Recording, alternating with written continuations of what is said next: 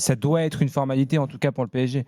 Moi, je pense que tu peux pas te permettre, surtout quand tu as eu l'avertissement du match aller. Autant à l'aller, ils y sont un peu allés dilettantes. Comme tu disais, ils ont pris 2 buts en 20 minutes. Ça a été un peu compliqué. Ils se sont réveillés. Ils ont quand même réussi à gagner le match. Moi, je pense que tu arrives à un moment de la saison où tu dois te rassurer quand même quand tu es le PSG. Tu as besoin de matchs référence. Pour l'instant, ils en ont pas beaucoup sur les dernières semaines. Demain, tu peux pas te permettre de pas. Oui, mais Jimmy, entre ce que le PSG fait et ce qu'il doit faire pour l'instant cette saison, C'est vrai qu'il y a un tout ça décalage. n'est pas. Il y a un décalage. Ça n'est pas encore réuni par rapport à il y a un an. Oui, mais des là jours pour où jour. il a raison, Jimmy, c'est que demain, ça doit faire tarif.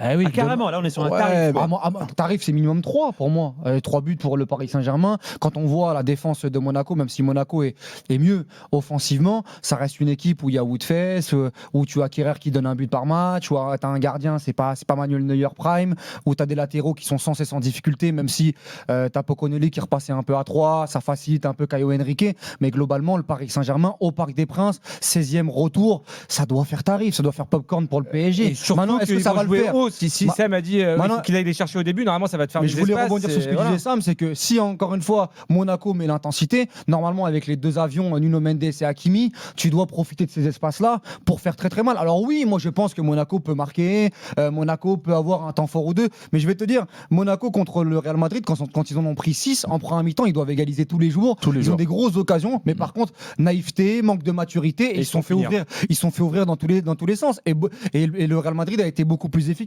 Moi je vois au minimum ce type de match, pas forcément le même score, mais le PSG doit montrer sa supériorité au milieu de terrain, dans les 2 surfaces de réparation. Peut-être que Monaco va jouer à la baballe 5-10 minutes, mais le PSG doit envoyer un message, doit s'envoyer un message. Il doit s'envoyer un message en se disant, parce que moi je veux bien, à un moment donné il y a eu ce match contre Marseille où Dembélé a dit on est de retour, exactement. Derrière ils ont perdu 3-1 contre Rennes, derrière ils perdent 2-0 contre Monaco avant de réagir. Ce PSG là, irrégulier et à réaction, c'est fini quoi, on n'en peut plus, on veut plus le voir. Le PSG doit défendre sa couronne et ils doivent se rassurer face à Monaco. Si demain il y a match, encore pire s'il y a élimination, mais si demain il y a match, moi je serais déçu, globalement je serais déçu, franchement je serais déçu. Ouais, je pense qu'avec ce que Paris est capable de faire, normalement il ne doit pas avoir match. La réalité, elle est là. Mais après, comme moi sur le match aller, je pensais que vraiment Paris allait leur mettre un tarif, clairement.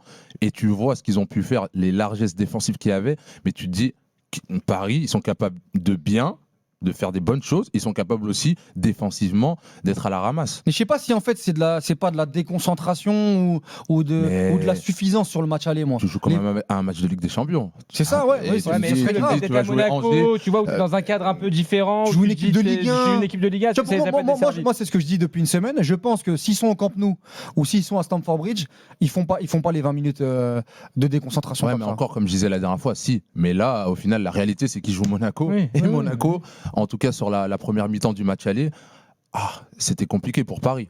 C'était compliqué pour Paris. Mais ils ont eu une facilité aussi de revenir dans la rencontre, ce qui montre qu'ils ont une énorme marge contre Monaco. Au moins, après le 2-0, même entre le 1-0 et le 2-0, j'ai trouvé que Paris a repris le jeu avec sérénité. Il y a eu des grosses occasions. Tu as quand même un penalty à arrêter. Tu as Dembélé qui sort. Et malgré ça, tu reviens à deux partout assez rapidement. Donc, moi, pour moi, le rouge qui t'aide un peu aussi après. Là, sur la deuxième mi-temps. C'est là où, en fait, le match aller, il est bizarre à analyser. C'est que moi, je pense qu'après le rouge de Golovin, normalement, ça va faire 5-2.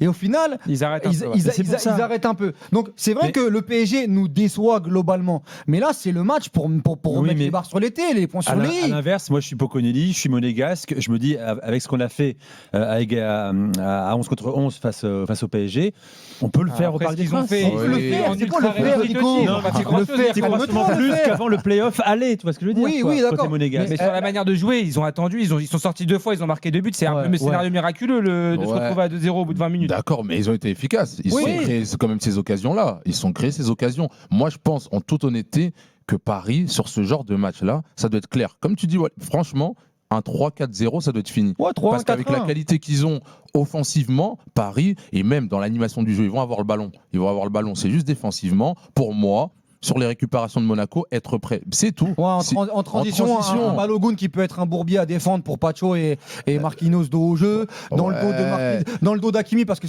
encore une fois, Hakimi n'est pas revenu à son meilleur niveau. Nuno Mendes, c'est un match sur 2, un match sur 3. C'est la question. Maintenant, on est quand même au Parc des Princes, 21h. D'accord, mais on parle de Monaco, et quand tu me parles de la défense de Paris, que ce soit Marquinhos, que ce soit Pacho, C'est des grands défenseurs. Oui, mais ils doivent. des ils doivent- Eh bien, Non, c'est non, des mais grands je trouve- non, mais défenseurs. là, j'allais dans ton Et au sens sur le final- scénario positif pour Monaco. Après, il faut pas oublier que Vas-y, Monaco, la dernière victoire de Monaco au Parc des Princes, c'était en 2021. Il y avait encore Sofiane Diop, il y avait Chouameni à Monaco. C'était à l'époque de Pochettino. Oui, donc- Depuis, ils ont jamais gagné au Parc des Princes, Ils ont un peu Monaco. chatouillé au Parc des Princes, ok. Non, au Parc des... oui, enfin, Mais- demain, ils jouent pas. À Oui, Louis II. ok, mais est-ce que c'est Ils jouent pas à Bonal demain. Est-ce Ils que ce jouent au sera Parc si des Princes. décisif que ça Sam, tu voulais réagir également? Non. Après, moi, je dis que défensivement, Paris doit être prêt et ensuite, on sera dans l'attente de ces individualités offensives de Paris. C'est ça la Alors réalité. justement. Tu vois, c'est à ce moment-là qu'on doit les voir. Et Paris, ils ont besoin de ça, même si on parle de oui, ils ont le ballon, ils arrivent à faire tourner, les milieux jouent bien, mais offensivement, on a besoin de voir ces individualités sur ce genre de match être performants. Mais moi, tu parlais tout à l'heure, ça m'intéresse de t'entendre là-dessus. Tu disais, ouais, Pacho, Marquinhos, je te rejoins individuellement, fait partie des meilleurs défenseurs, mais tu disais, ils ont été en difficulté à l'aller. Tu l'expliques comment? Est-ce que tu penses que c'est que physiquement, ils sont moins bien? Ou moi, je les voyais, notamment Pacho, ultra dominant la saison dernière, notamment en Ligue des Champions. Depuis quelques semaines, un peu moins. Tu Mais vois, après, qui se Moi, je fait- parlerais plus est-ce de que- Marquinhos. et même que de Pacho. Marquinhos, et même Ouais. Marquinhos, au match aller, surtout, oui. il te crève sur les 2 buts, c'est catastrophique. Non, Ouais, mais deux mais sur Pacho, Liège, il se fait ouais. prendre aussi sur un but où Oui, tu oui, l'as- il t'as a pas aspiré. l'habitude de Ouais, voir ouais, ça. ouais, il a Sur un aspiré. but, Sam. Pacho, il se fait prendre. Ouais. Mais après, on parle d'un match. Ça peut arriver. Moi, j'ai du mal à dire sur ce match-là, vu qu'il n'a pas été bon, à remettre tout en. Non, je pense que ça arrive sur un match et il y a même la fatigue. Et personne n'en parle. La fatigue, ça fait combien de mois qu'ils enchaînent? On parle aussi de l'année dernière. Mais eux, c'est L'année une dernière, saison ils ont qui a été duré par- 2 ans, qui a L'année un an et dernière, demi, ils ont été quasiment. parfaits. Ouais, ouais. Parfait. Et c'est dur sur une deuxième saison d'être parfait. C'est très très dur, que ça soit physiquement et mentalement. Donc là, je pense qu'ils ont eu leur période un peu où ils étaient un peu dans le doute, ils étaient fatigués. Et là maintenant, la période importante.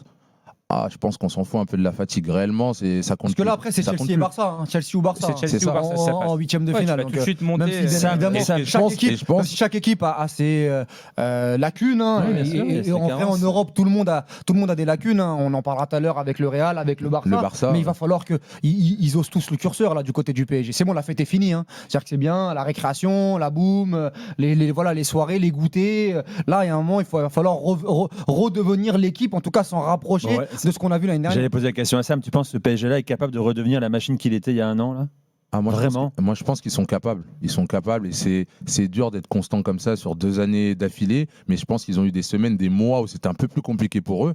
Et ils savent très bien les périodes importantes dans une saison. Et réellement, là, on y est. Là, on y est. Sur ce match-là, ça commence. Pour moi, la saison, plus ou moins, elle commence maintenant pour eux. Que ça soit en championnat ou en Ligue des Champions. En championnat, ils ont laissé des points. Ils étaient fatigués. Même malgré ça, ils sont quand même là.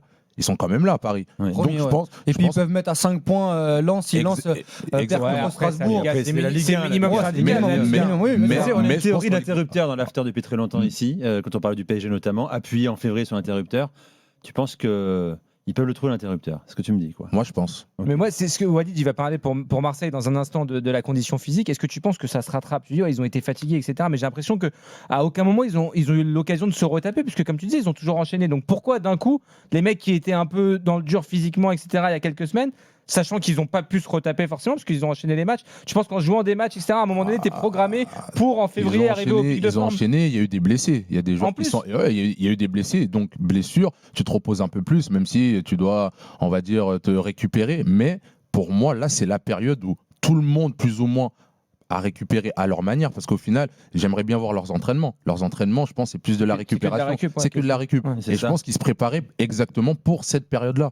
C'est cette période qui Non, mais commence. là où Mais je suis toi qui inquiet, as moi, connu ça, certains des là- pics de forme, à un moment donné, tu te dis en février, en mars, c'est là où on doit être bon et c'est là où on va arriver. Normalement, tu bien vas les sûr, voir, même tu vas avoir mentalement. un Je niveau pense que la physiquement plupart au-dessus. des joueurs dans ces clubs-là, ils savent très bien que à partir de février-mars, les matchs les plus importants sont là. Non, mais là où je suis inquiet, moi, Sam, mais c'est pas contre Monaco, parce que moi, je répète, pour moi, demain, normalement, il n'y aura pas de souci.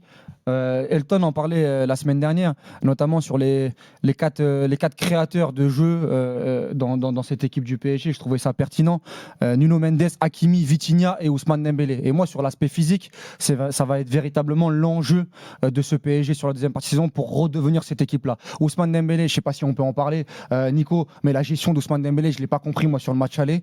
Il y avait des échos comme quoi il était blessé, gêné, etc. Il démarre, il ressort à la 24e minute et c'est pas la première dernière fois, parce que contre le Bayern Munich, ça avait Bien été sûr, oui, déjà le cas en début de saison, alors qu'on avait expliqué que Luis Enrique était très minutieux dans sa gestion des minutes pour ne pas fragiliser le physique de certains. Hakimi et Nuno Mendes, je trouve que Hakimi n'est pas revenu totalement de sa blessure et Nuno Mendes commence à piocher physiquement. Et Vitinha, pour le coup, il a tout joué entre la Ligue des Nations, la Coupe du Monde des clubs, la Ligue des Champions l'année dernière, et cette année, c'est avec Zaïre Emery le joueur qui joue le plus.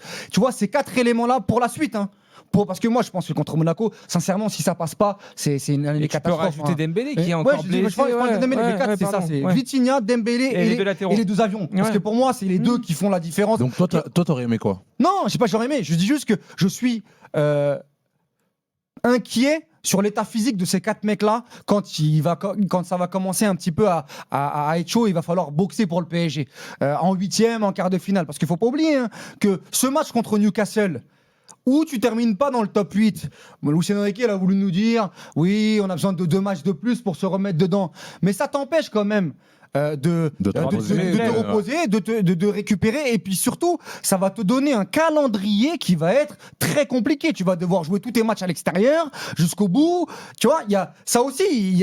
Moi, c'est là où je suis inquiet. C'est plus pour la suite que pour Monaco. Et pour continuer sur ce que dit Walid, la grande différence aussi avec la saison dernière, parce qu'on compare souvent les 2 saisons, tu avais plié la Ligue 1 à cette période de la saison dernière. Donc tu tournais pas mal en Ligue 1. Ouais, non, t'as moins de marge cette année. T'as moins de marge, mais tout ça, moi, c'est par rapport à la saison passée. Ce qui s'est passé, ils ont eu énormément de matchs. Et être parfait comme ils ont été, ça demande physiquement d'être prêt, mentalement d'être prêt, et 2 années d'affilée. Dites-moi des équipes qui arrivent à le faire. C'est très dur. C'est très Il y a eu dur. le Real de Zidane que tu as connu. Le Real 2016, 2017, 2018. Ok.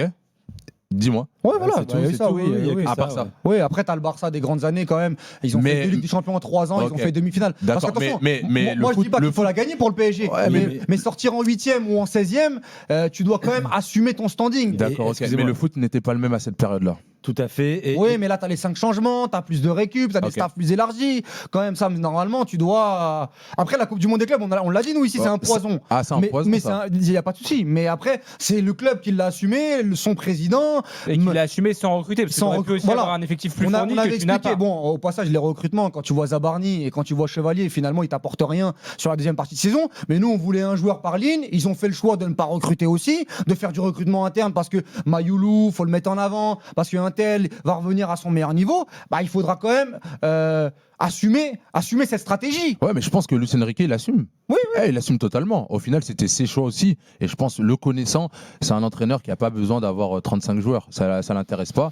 Et au final, il fait avec ce qu'il a. On va voir. Et surtout, avec le planning, avec le nombre de matchs qu'il y a, il essaye de s'adapter tout simplement. Mais c'est pas simple. Ouais. Mais je comprends ce que tu me dis, c'est qu'à un certain moment, je pense que physiquement, ça pourrait être dur pour ces joueurs que tu as cités, parce que d'enchaîner tous ces matchs-là, à un certain niveau, c'est très compliqué.